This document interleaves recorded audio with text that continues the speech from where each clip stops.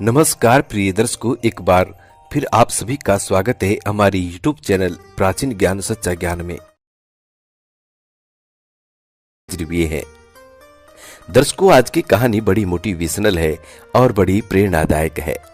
प्रिय दर्शक बंधुओं, आज के इस वीडियो में आप जानेंगे कि किस श्राप के कारण स्त्रियां गर्भवती होती है। दोस्तों, ये बहुत पुरानी कहानी है। इस कथा को सुनने के बाद आपको ये समझ में आ जाएगा कि इस संसार में सबसे पहली वो औरत कौन सी थी जो सबसे पहले गर्भवती हुई थी, और स्त्रियों को गर्भवती होने का ये श्राप किसने दिया था। प्रिय दर्शक बंधुओं, हम जानते हैं कि इस बात को सुनकर आपके मन में तरह तरह के विचार आ रहे होंगे। आप सोच रहे होंगे कि यदि स्त्री गर्भवती नहीं होती तो संसार नहीं चलता, गृहस्थी नहीं चल पाती, संसार नहीं बढ़ पाता, लोग पैदा नहीं होते, बच्चे पैदा नहीं होते। लेकिन प्रिय साथियों, हम आपको बता दें कि ये भी एक श्राप के कारण हुआ है। प्रिय दर्शक बंधुओं, इस वीडियो को अंत तक देखिएगा, पूरा देखिएगा, ताकि आपको संपूर्ण, जो लोग आधा अधूरा वीडियो देखकर और बीच में छोड़ देते हैं, उन लोगों को सिर्फ आधी अधूरी जानकारी मालूम होती है। और प्रिय दर्शक बंधुओं, आधा अधूरा ज्ञान हमेशा खतरनाक साबित होता है, इसलिए आप वीडियो को पूरा देखा करें। प्रिय दर्शक बंधुओं, वीडियो शुरू करने से पहले जो लोग हमसे नए जुड़े हैं वो लोग हमारे चैनल को सब्सक्राइब करें, बेल आइकन ऑन करें, अच्छे अच्छे कमेंट किया करें, ताकि हर आने वाले वीडियो का नोटिफिकेशन सबसे पहले आपको मिले और आप उसका फायदा उठा सकें। शुरू करते हैं आज की ये प्यारी सी पावन पवित्र कहानी, ये प्यारा सा वीडियो। प्रिय दर्शक बंधुओं, एक समय की बात है जब देवी राधा रानी भगवान श्री कृष्ण के साथ गोलोक में विश्राम कर रही थी। तब देवी राधा भगवान श्री कृष्ण से कहती है कि प्रभु, आज मेरे मन में कुछ प्रश्न उठ रहे हैं, कृपा करें और मन की जिज्ञासा को शांत करें। प्रिय दर्शक बंधुओं, तब श्री कृष्ण मुस्कुराते हुए बोलते हैं कि देवी राधा, आपके मन में जो भी प्रश्न है निसंकोच होकर कहें, मैं इन प्रश्नों के उत्तर आपको अवश्य दूंगा। प्रिय दर्शक बंधुओं, तब राधा रानी कहती है कि हे प्रभु, मेरे प्रश्न ये है कि किस श्राप के कारण महिलाओं को गर्भवती होना पड़ता है, तथा केवल नारी जाति ही गर्भवती क्यों होती है, केवल नारी जाति को ही गर्भवती क्यों होना पड़ता है। प्रभु, ऐसा भेदभाव क्यों होता है, मैं जानना चाहती हूँ। प्रिय दर्शक बंधुओं, तब भगवान श्री कृष्ण कहते हैं कि हे देवी, आपने जो प्रश्न किए हैं उनके उत्तर थोड़े विचित्र हैं, किंतु मैं आपको इसके विषय में एक महत्वपूर्ण कथा सुनाता हूँ। आपके पहला प्रश्न के उत्तर में आप ये कथा ध्यान से सुने, जो कि मेरे श्री राम अवतार की है। प्रिय दर्शकों, भगवान श्री कृष्ण कहते हैं कि हे देवी राधा, वैदिक काल में हजारों आसिये परमपिता ब्रह्मा जी के द्वारा उनके वीर्य और तेज से उत्पन्न हुए थे। उन्हीं में से कुछ आसियों तथा मुनियों के पेट से देवों का जन्म हुआ था, तो वही कुछ मुनियों के तेज से दैत्यों का जन्म भी हुआ था। प्रिय दर्शकों, भगवान श्री कृष्ण कहते हैं कि हे राधा रानी, ऐसे ही एक आशीष सतयुग में हुए थे। उन्होंने औरतों को गर्भवती होने का श्राप दिया था। तब देवी राधा बड़ी आतुरता के साथ पूछती है कि हे प्रभु, कौन थे जिन्होंने औरत को गर्भवती होने का श्राप दिया था, और कौन थी वे संसार की सबसे पहली स्त्री जो एक ऋषि के श्राप से गर्भवती हो गई थी, और कौन थी वो संसार की सबसे पहली स्त्री जो सबसे पहले गर्भवती हुई थी।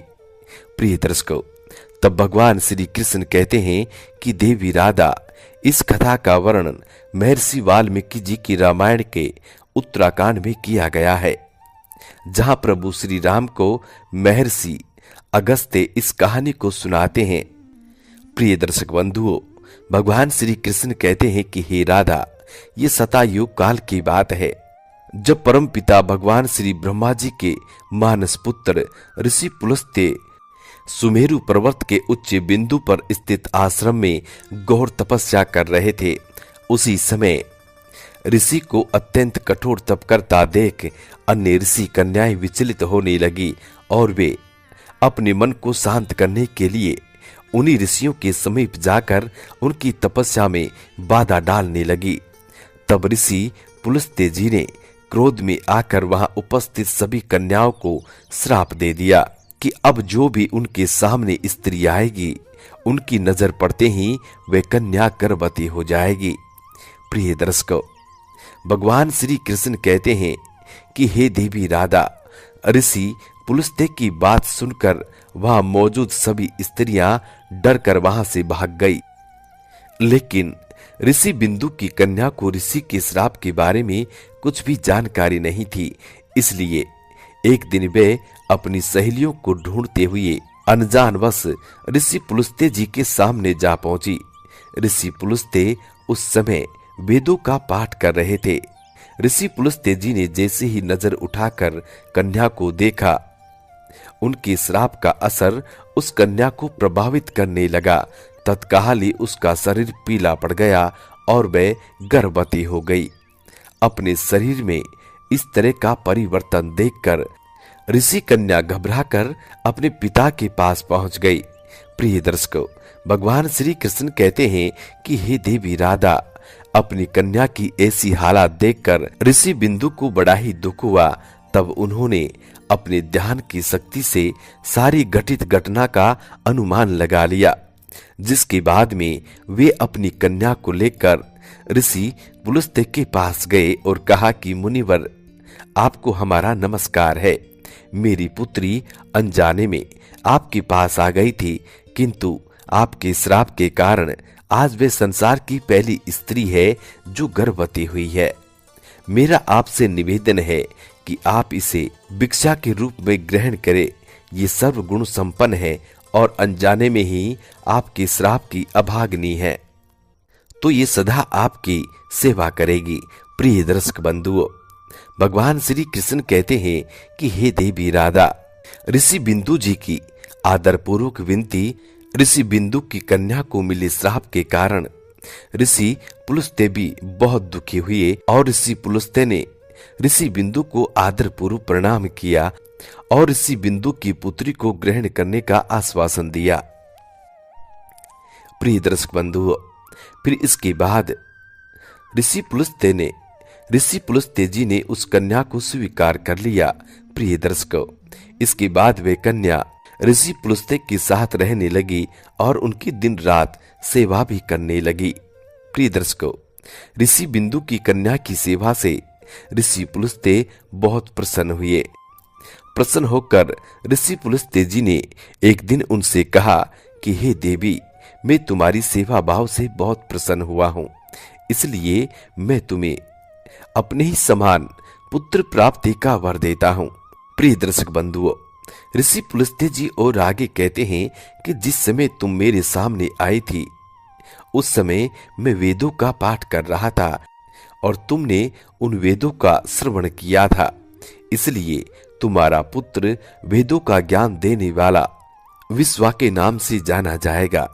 प्रिय दर्शक बंधुओं, भगवान श्री कृष्ण आगे कहते हैं कि हे देवी राधा, कुछ समय बाद उस ऋषि कन्या ने एक पुत्र को जन्म दिया और जैसा कि ऋषि पुलस्त्य जी ने आशीर्वाद दिया था कि आपको एक पुत्र पैदा होगा जो विश्वा के नाम से जाना जाएगा, बहुत बुद्धिमान होगा, वेदों का ज्ञाता होगा।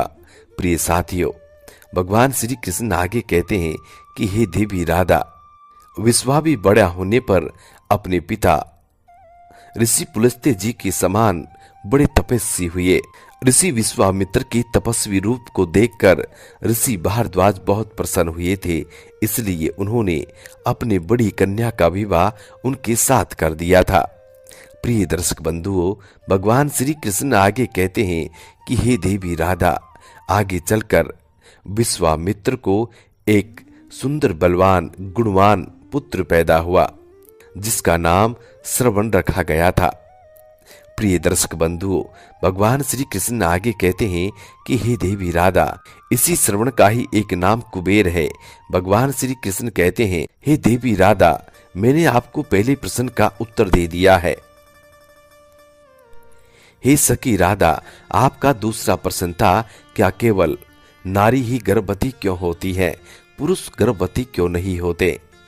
तो ध्यान से सुनो, नारी के समान पुरुष भी अपने दिव्य तेज से गर्भ धारण कर सकता है, गर्भवती हो सकता है। किंतु हे देवी राधा, एक स्त्री को संसार की दिव्य शक्तियां परमपिता ब्रह्मा जी ने दी है और उसकी रचना करने में उन्हें कई गुना अधिक समय लगा था। इसलिए नारी को ये श्राप रूपी वरदान है कि वे इस संसार का निर्माण ब्रह्मा जी के बाद स्वयं कर सकती हैं। परमपिता ब्रह्मा जी ने नारी जाति को ये वरदान दिया है कि आगे चलकर नारी जाति ही संसार का निर्माण करेंगी, संसार को आगे बढ़ाएंगी। अब इसमें समस्त 84 लाख योनियां आती हैं।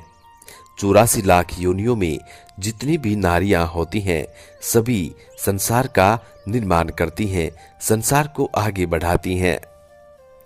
प्रिय दर्शकों, भगवान श्री कृष्ण आगे कहते हैं कि हे देवी राधा, इसी वजह से महिलाएं गर्भवती होती हैं, पुरुष गर्भवती नहीं होते हैं।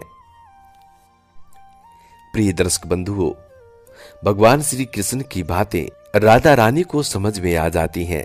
दोस्तों, हम भी आशा करते हैं कि आपको भी आज की ये कहानी समझ में आ गई होगी। प्रिय साथियों, अगर आपको ये वीडियो पसंद आई है, कहानी अच्छी लगी है, तो वीडियो को लाइक करें, चैनल को सब्सक्राइब करें और अच्छे अच्छे कमेंट करें और कमेंट में जय लक्ष्मी माँ जरूर लिखें। प्रिय दर्शकों, कहानी समाप्त होती है। मिलते हैं आने वाले नेक्स्ट वीडियो में। तब तक अपना ख्याल रखें। जी नमस्कार, धन्यवाद।